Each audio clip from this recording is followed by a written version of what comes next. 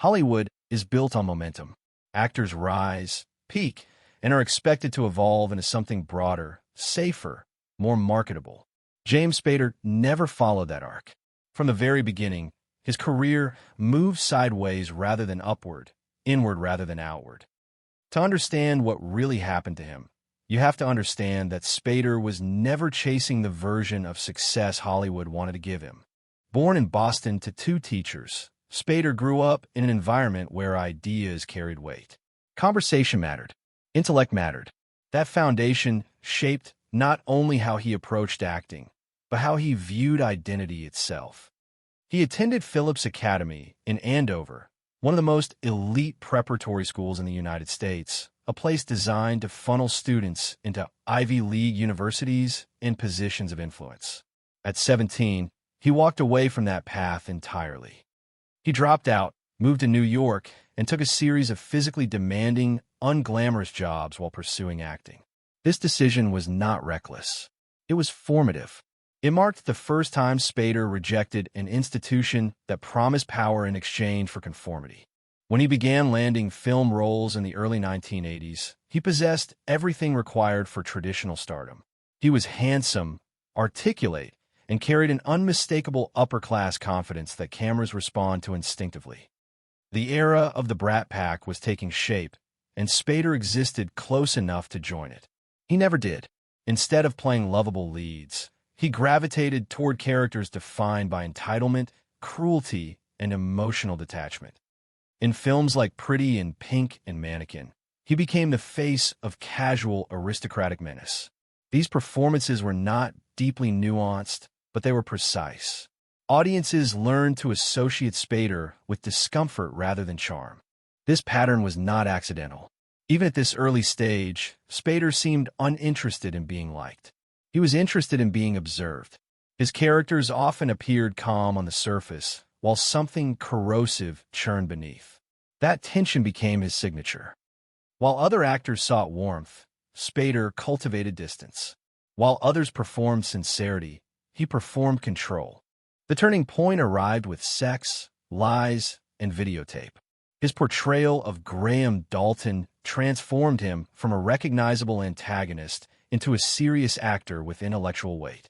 Graham was quiet, manipulative, emotionally fractured, and profoundly unsettling. Spader played him without judgment, allowing the audience to confront the discomfort of recognizing vulnerability inside dysfunction. The performance earned major critical acclaim, but more importantly, it clarified Spader's path. Success did not pull him toward conventional stardom. It confirmed that his instincts were correct. By the end of this phase, the question was no longer why James Spader did not become a traditional movie star. The real question was why anyone ever expected him to. He had already made his choice. After Sex, Lies, and Videotape, the industry finally understood what kind of actor James Spader was. More importantly, Spader understood it too. At only 29, he had achieved the kind of critical validation that typically unlocks safer roles, bigger paychecks, and a gradual transition into mainstream stardom. Romantic leads, prestige dramas, studio pictures were all suddenly available to him. Once again, he turned away. What Sex, Lies, and Videotape gave Spader was not fame, but permission. Permission to keep choosing characters that unsettled audiences. Permission to explore power, control, and emotional dysfunction without softening the edges. Rather than reposition himself as a leading man, he doubled down on complexity. His career after this point reads less like a climb and more like a deliberate excavation of the darker corners of human psychology. In White Palace, Spader played Max, a reserved widower who enters into a relationship with an older, working-class woman. On the surface, the film appears gentler than his earlier work, but beneath that surface lies the same obsession with repression and control. Max is emotionally stunted, deeply uncomfortable with intimacy, and terrified of vulnerability. Spader does not ask the audience to like him. He asks them to understand him, even when that understanding feels uneasy. This marked a subtle shift. His characters were no longer purely antagonistic. They were damaged, recognizable, and still dangerous in quieter ways. That quiet danger became central in Bad Influence. Spader's Michael is a mild-mannered analyst whose carefully constructed life begins to unravel after he becomes entangled with a charismatic drifter. What makes the performance unsettling is not the plot itself, but Spader's restraint. You can see the attraction forming before the character consciously acknowledges it. Desire, fear, and envy flicker behind his eyes. His downfall feels inevitable, not because of external manipulation, but because of an internal hunger he barely understands. In Dream Lover, the dynamic reverses. Spader plays a man who believes he is in control, only to discover that control may be an illusion. Paranoia, obsession, and emotional fragility replace confidence. The film explores how attraction can curdle into possession, and how masculinity can collapse when power is threatened. Spader's performance is clinical, almost analytical. He dissects his own character in real time, revealing insecurity beneath arrogance and terror beneath dominance. What separated these performances from typical thrillers of the era was intelligence. Spader was never interested in spectacle alone. He was interested in mechanisms. How desire works, how identity is performed, how people convince themselves they are decent while behaving monstrously. His characters often exist in a space where victim and perpetrator blur together. They manipulate others, but are also driven by wounds they cannot articulate. This period cemented Spader's reputation as an actor fascinated by moral ambiguity. He did not moralize his characters, and he did not redeem them. He presented them as systems under pressure. That approach made his work uncomfortable, but it also made it enduring. While many erotic thrillers of the 1990s aged poorly, Spader's performances remained compelling because they were grounded in psychology rather than shock. Even when he stepped briefly into more mainstream territory, the pattern held. In Stargate, his most conventional blockbuster role, he played intellectual curiosity rather than physical dominance. His scientist was thoughtful, awkward, and emotionally open in ways his other characters rarely allowed themselves to be. The film offered him a path toward sustained blockbuster stardom. He declined it. He treated the role as an exception, not a turning point. By the mid-1990s, it was undeniable. James Spader was not being pushed to the margins of Hollywood. He was choosing them. He was carving out a career defined not by popularity, but by coherence. Each role fed into a larger exploration of power, identity, and emotional fracture. He was not disappearing. He was refining his territory. In the next phase of his career, that territory would become even more extreme, culminating in roles that pushed audiences to confront desire, domination, and intimacy in ways few mainstream actors were willing to attempt. By the mid-1990s, James Spader had fully separated himself from the traditional Hollywood trajectory. He was no longer adjacent to stardom. He was operating in a lane almost no one else was willing to enter. While many actors flirted with darkness as a phase, Spader committed to it as a philosophy. His work during this period did not simply challenge audiences. It tested them. The erotic thriller boom of the 1990s provided Spader with an unusual opportunity. The genre itself was often dismissed as sensational, designed to provoke rather than interrogate. For Spader, it became a laboratory. He used these films to examine power, consent, obsession, and identity with a seriousness that elevated the material beyond its reputation. Where others played desire loudly, Spader played it quietly, making it far more disturbing. In Wolf, he embodied corporate ambition stripped of empathy. His character was not merely villainous. He was opportunistic, calculating, and eerily calm. The performance reinforced Spader's fascination with institutional power, how people rationalize cruelty when it advances their position. He made betrayal feel procedural rather than emotional, which somehow made it colder. Then came Crash. Few films in modern cinema are as divisive. Directed by David Cronenberg, it explored characters who become sexually aroused by car accidents. On paper, it sounded exploitative. In execution, it was clinical and unsettling. Spader approached the role not as a provocation, but as an examination of detachment. His performance was restrained, almost sterile. He did not sell desire. He analyzed it. The lack of judgment in his portrayal forced the audience to sit with their discomfort rather than escape it. This was not shock for its own sake. It was an inquiry into how trauma, technology, and sexuality intertwine. What made Spader uniquely suited to this material was his refusal to moralize. He never signaled how the audience should feel. He trusted them to confront the implications themselves. That trust became his defining artistic risk. It limited his mass appeal, but it deepened his impact. This trajectory reached its most refined expression in Secretary. On the surface, the film appeared to tread familiar ground, a workplace relationship infused with BDSM dynamics. In lesser hands, the character of Edward Gray could have been monstrous or cartoonish. Spader chose neither. He played Gray as controlled, awkward, emotionally constrained, and deeply lonely. The power dynamic was explicit, but the emotional stakes were subtle. What emerged was not exploitation, but an exploration of mutual recognition through unconventional means. Spader's performance was essential to the film's balance. He made dominance feel deliberate rather than impulsive, structured rather than abusive. The result was a relationship that challenged assumptions about desire and consent without collapsing into fantasy. Secretary did something rare. It made audiences uncomfortable while also forcing them to reconsider their definitions of intimacy. That tension was pure Spader.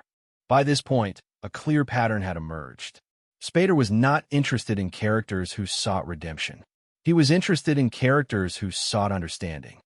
His roles consistently explored how people construct identities to protect themselves, how control becomes a substitute for vulnerability, and how performance replaces authenticity. These themes repeated across films not because he lacked range, but because he was conducting a sustained investigation.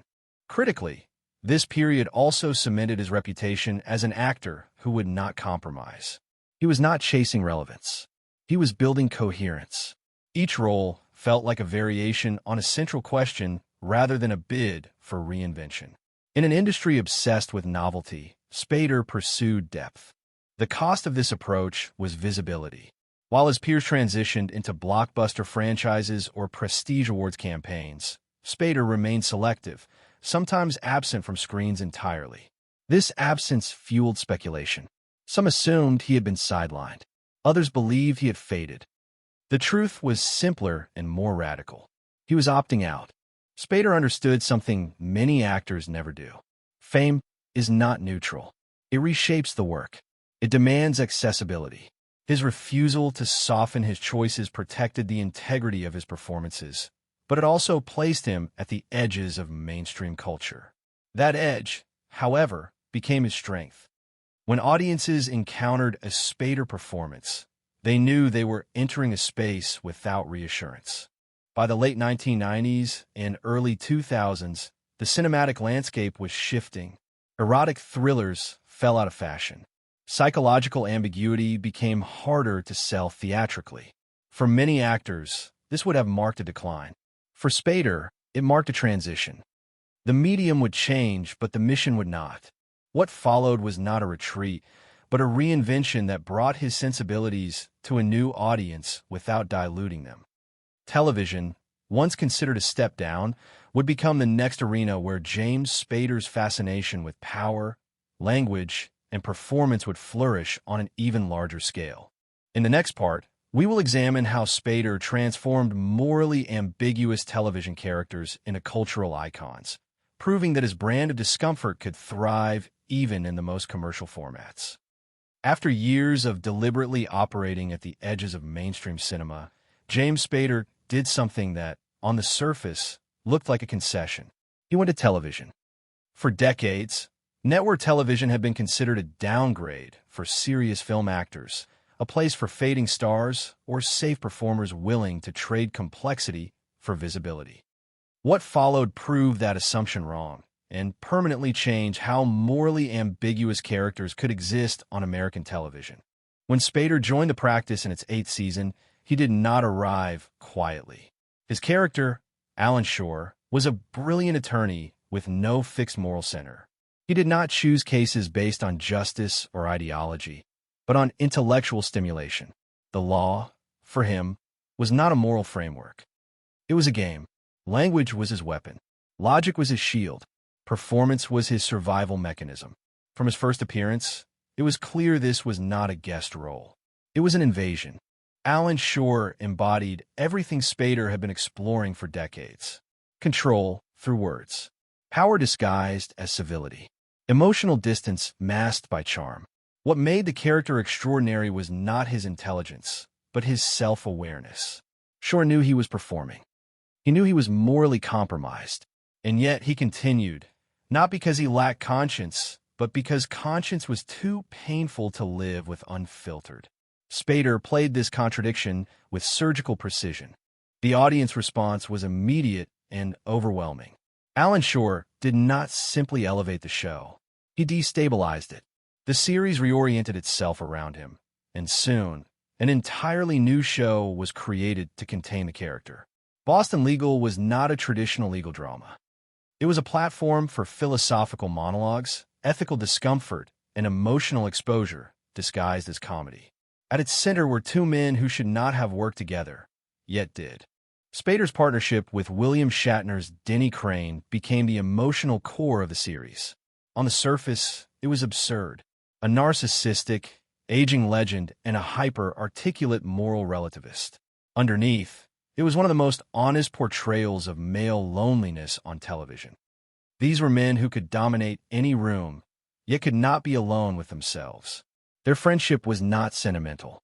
It was necessary. They recognized in each other the exhaustion of maintaining a persona. What made Spader's performance revolutionary was how little he softened it for television. Alan Shore remained ethically flexible, emotionally avoidant, and manipulative. He did not grow into a hero. He did not resolve his contradictions. Instead, the show allowed him to articulate them. Long courtroom speeches became confessions masquerading as arguments. Humor became a pressure valve for despair. Spader used the medium not to simplify his work, but to expand it. Crucially, Boston Legal proved something Hollywood had long resisted. Audiences were capable of sustained engagement with morally complex protagonists. They did not need redemption arcs. They needed honesty. Spader's work helped pave the way for a generation of television anti-heroes who followed, characters defined not by moral clarity, but by psychological depth. The cultural shift toward complex television did not begin with him, but it was undeniably shaped by his success. After Boston Legal, Spader could have coasted. He had awards, acclaim, and a renewed level of visibility. Once again, he chose a path that seemed familiar but was anything but safe. In the Blacklist, he took on Raymond Reddington, a character designed to function within the constraints of network television, while still carrying Spader's signature ambiguity. Reddington was a master manipulator, a criminal with refined taste, encyclopedic knowledge, and an unsettling warmth. He delivered exposition like poetry, savoring words as if they were instruments rather than tools. Spader understood that the key to making such a character work was not menace, but intimacy. Reddington was dangerous because he wanted to be known. He wanted connection, even as he controlled every interaction. Over 10 seasons, Spader sustained a performance that never collapsed into repetition. He adjusted rhythms, deepened vulnerability, and allowed moments of stillness to coexist with theatrical flourish. The character remained unreadable without becoming hollow. That balance is extraordinarily difficult to maintain, especially across hundreds of episodes. Spader managed it because Reddington was not a disguise. He was an extension of the same investigation Spader had been conducting since the beginning of his career. What television gave Spader was time. Time to let silence matter. Time to explore contradiction without resolution. Time to allow language itself to become character. In doing so, he achieved something rare. He became iconic without becoming predictable. By this stage, the question of what happened to James Spader had fully inverted. He had not withdrawn from relevance. He had redefined it. He demonstrated that success did not require dilution, and that longevity did not require compromise. His career was not a series of reinventions, but a single, uninterrupted inquiry into power, performance, and the masks people wear to survive. In the final phase of his work, Spader would retreat even further from the spotlight, not as an act of disappearance, but as a continuation of the same philosophy that had guided him for over 4 decades. By the time The Blacklist entered its later seasons, James Spader had reached a position few actors ever achieve. He no longer needed reinvention, validation, or expansion. His presence alone carried meaning. Raymond Reddington had become not just a television character, but a vessel for everything Spader had been refining for decades. Power expressed through language, intimacy disguised as control, and vulnerability hidden behind performance. Yet what made this stage of his career remarkable was not how visible he was, but how carefully he began to withdraw. Unlike many long-running television leads, Spader did not allow repetition to hollow out his work. As The Blacklist progressed, his performance grew quieter rather than louder. He leaned into pauses, softened delivery, and allowed fatigue to surface in Reddington's voice and posture. Power no longer looked effortless. It looked heavy. This evolution was subtle, but deliberate. Spader was not interested in escalation. He was interested in erosion.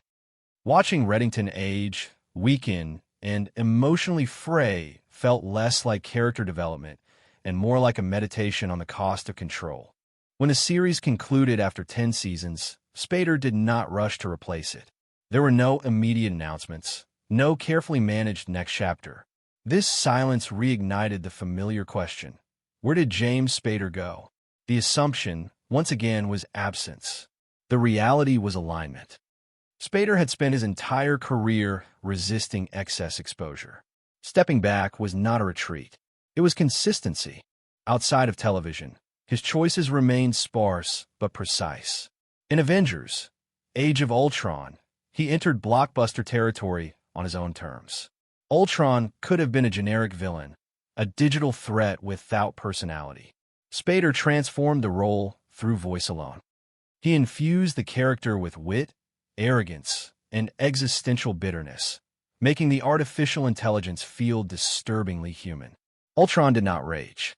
He reasoned. He joked. He resented. In a film built on spectacle, Spader once again centered psychology. His brief appearance in Lincoln was equally telling. As W. In Bilbo, he embodied political slipperiness with minimal screen time. A few lines, a few glances, and the character was fully formed.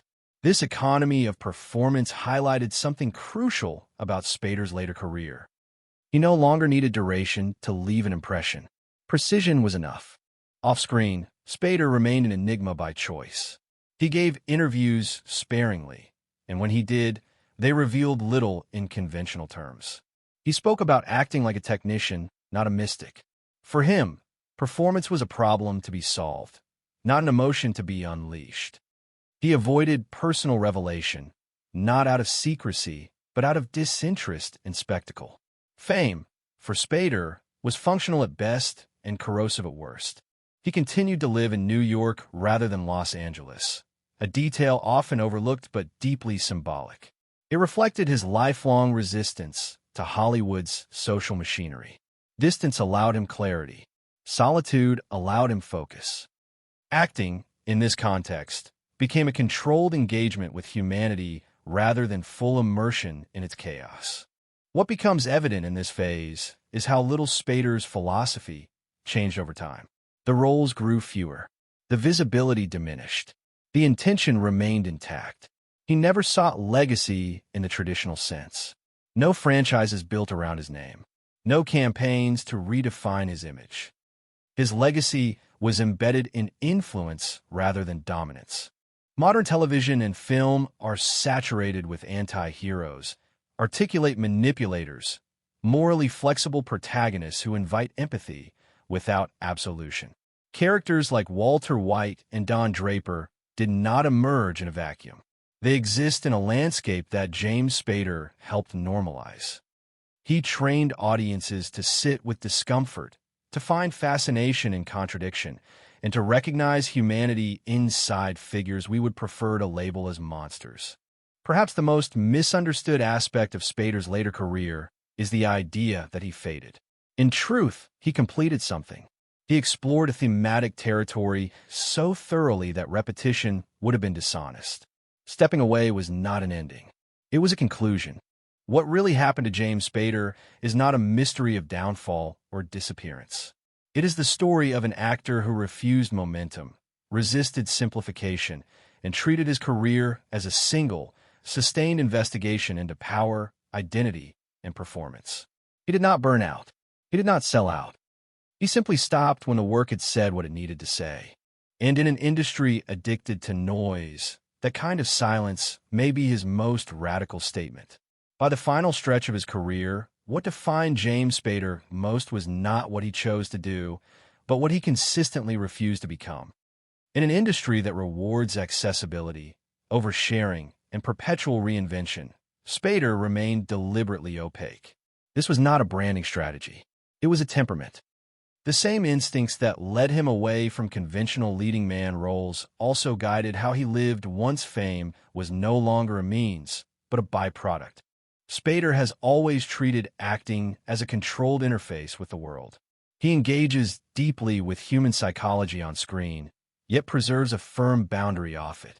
Interviews, when they occur, are revealing precisely because of what they avoid. He speaks in abstractions, mechanics, and process. He describes performance like an engineer diagnosing a system, searching for leverage points, pressure zones, and structural weaknesses. Emotion is present, but it is never indulged. This approach mirrors his characters, articulate, self-aware, emotionally guarded. His preference for New York over Los Angeles is not incidental. It reflects a lifelong resistance to Hollywood's social gravity. Los Angeles thrives on proximity, networking, and visibility. New York allows anonymity, routine, and distance. For Spader, that distance is essential. It permits observation without participation, engagement without surrender. Acting, in this framework, becomes a way to examine people rather than merge with them. This detachment has often been misread as aloofness or eccentricity. In reality, it is consistency. Spader has never pretended to be anything other than selective. He does not chase relevance because relevance demands compromise. He does not cultivate mystery for its own sake. Mystery is simply what remains when someone refuses to perform their private life. What becomes increasingly clear is that Spader's career was never episodic. It was cumulative. Each role built upon the last, refining a single inquiry into power, identity, and performance. From early antagonists to complex television anti-heroes, his characters functioned as variations on a central theme. How people construct masks to survive, and how those masks eventually consume them. Even his most mainstream work never abandoned this focus. Raymond Reddington, for all his charm and theatricality, was not a departure. He was an extension, a man defined by language, control, and longing, slowly eroded by the weight of his own construction. Spader allowed exhaustion to seep into the performance, not as decline, but as truth. Power, he suggested, is unsustainable without intimacy, and intimacy is impossible without risk. As the spotlight dimmed, speculation intensified. Why no new projects?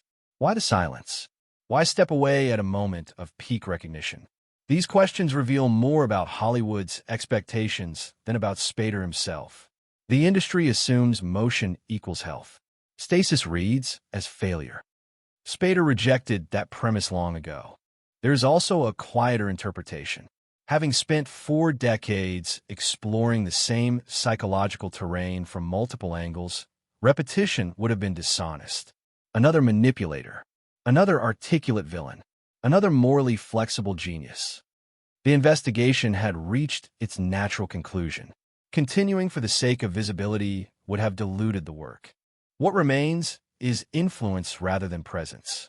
Contemporary television is filled with characters who speak beautifully while behaving terribly, who invite empathy without absolution. This landscape did not appear spontaneously. It was prepared by actors like Spader, who trusted audiences to tolerate discomfort. He did not teach viewers what to think. He taught them how to watch. Perhaps the most radical aspect of James Spader's career is its refusal to climax. There is no dramatic fall, no redemption arc, no triumphant return. There's only a steady line of intention, maintained until it no longer required expression. In a culture obsessed with narrative closure, Spader left something unfinished by design. What happened to James Spader is ultimately simple. He finished the work he set out to do, and then he stopped performing when performance was no longer necessary. That restraint, that willingness to exit without spectacle, may be the most honest role he ever played. The lasting truth about James Spader is not that he vanished, declined, or retreated from relevance. It is that he completed something most actors never consciously begin. From the earliest stages of his career, Spader was not chasing stardom, affection, or approval. He was engaged in a sustained examination of human behavior, one role at a time, with a focus so consistent it often went unnoticed. Across 4 decades, his characters formed a single continuum. They were intelligent, articulate, emotionally guarded, and deeply fractured. They understood power instinctively and used it fluently, yet remained haunted by loneliness and unmet desire. Whether he played a prep school antagonist, a voyeuristic drifter, a corporate betrayer, a morally flexible attorney, or a criminal mastermind, the core inquiry remained unchanged. Who are we when performance becomes survival? What happens when identity hardens into armor? Spader never judged these characters, and that refusal was his most radical artistic choice. He did not offer redemption arcs to reassure audiences, nor did he condemn his creations to moral clarity. Instead, he trusted viewers to endure discomfort and complexity without guidance. In doing so, he reshaped expectations. He proved that fascination does not require likability, and that empathy does not require absolution. His influence is now embedded in modern storytelling. The articulate anti-hero, the charming manipulator, the villain who speaks truth while committing harm. These figures dominate contemporary television and cinema. They did not emerge by accident. They exist because audiences were trained, slowly and deliberately, to accept moral ambiguity as a feature rather than a flaw. Spader was one of the architects of that shift. What makes his career particularly striking is how little it relied on escalation. There is no hunger for bigger spectacle, louder performances, or broader appeal. When a role no longer served the investigation, he stepped away. When visibility threatened coherence, he withdrew. This restraint runs counter to the logic of an industry that equates presence with value. Spader rejected that equation entirely. In the end, the question what really happened to James Spader reveals its own misunderstanding. Nothing happened to him. He did not lose momentum. He did not fade from relevance. He simply refused to extend the story beyond its natural conclusion. He exited without announcement, without spectacle, and without apology, leaving behind a body of work that remains remarkably intact. James Spader's career stands as a rare example of artistic integrity sustained over time, not because he avoided risk, but because he embraced it repeatedly, even when it limited his reach. In a culture obsessed with constant reinvention, his greatest achievement may be consistency. And in an industry that demands performance without end, his final act, choosing silence, may be the most powerful statement of all.